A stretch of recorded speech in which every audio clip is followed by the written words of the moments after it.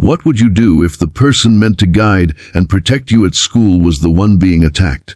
Imagine sitting in a classroom when a racist bully, bigger than anyone else, suddenly grabs the throat of your new teacher. Everyone freezes.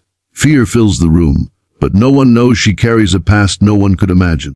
This is the story of Ms. Daniels, the teacher who walked into a hostile school, faced hatred head-on, and revealed a strength that no bully could ever break. Stay with me until the very end, because what happened that day didn't just silence a bully, it changed an entire community forever. When Ms.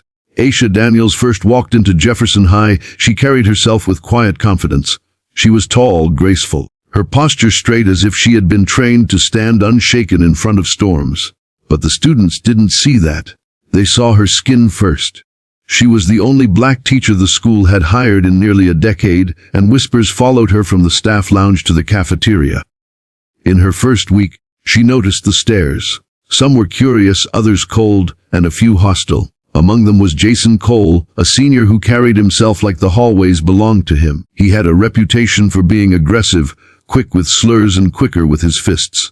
His father, a man with influence in the town, had filled him with pride and poison, teaching him to see difference as weakness. But Ms. Daniels didn't flinch. She taught chemistry with passion, using real-world stories that lit up the dullest eyes. Even students who usually slept through class began leaning in. That only made Jason hate her more. He wasn't used to someone like her commanding respect in a space he thought he owned. One Friday afternoon, when the school bell was just about to free restless students, Jason made his move. He sneered as she wrote formulas on the board, muttering insults under his breath loud enough for the others to hear. When she asked him to stay back after class, he smirked. He was used to teachers backing down when confronted, but this one didn't. "Jason," she said calmly, her voice steady, "you're better than the words you're throwing around." He laughed. "Don't tell me what I am. You don't belong here." The words cut through the room like a knife. Some students shifted uncomfortably, but no one spoke. They had seen this before. Jason making someone small. But Miss Daniels didn't shrink. Instead, she looked at him with eyes that held both pain and strength. "One day, you'll learn respect. But until then, I won't let you tear others down just to stand taller." Jason's face darkened. His pride couldn't take it.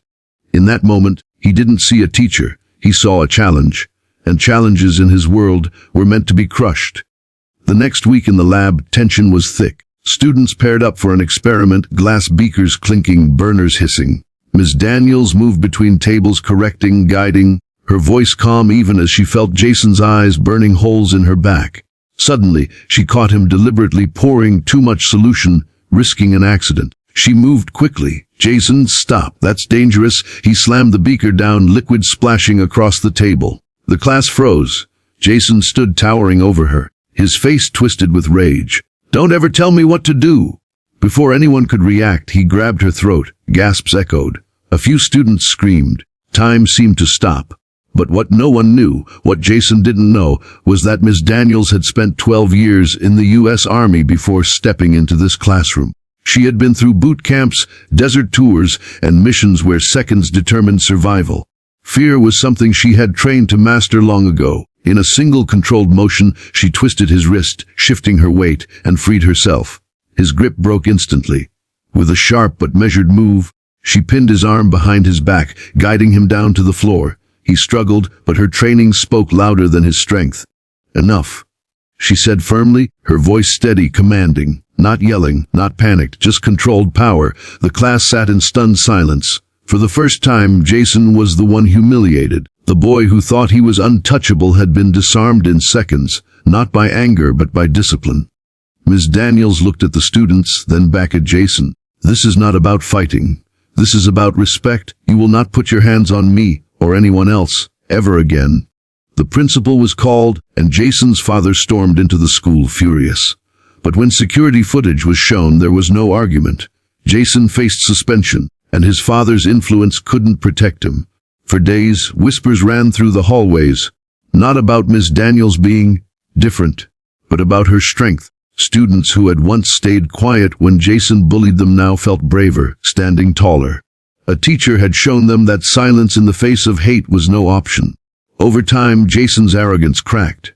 His suspension isolated him, and when he returned, something had changed. He couldn't look at Miss Daniels the same way. Her eyes didn't carry hate for him, only a challenge to be better.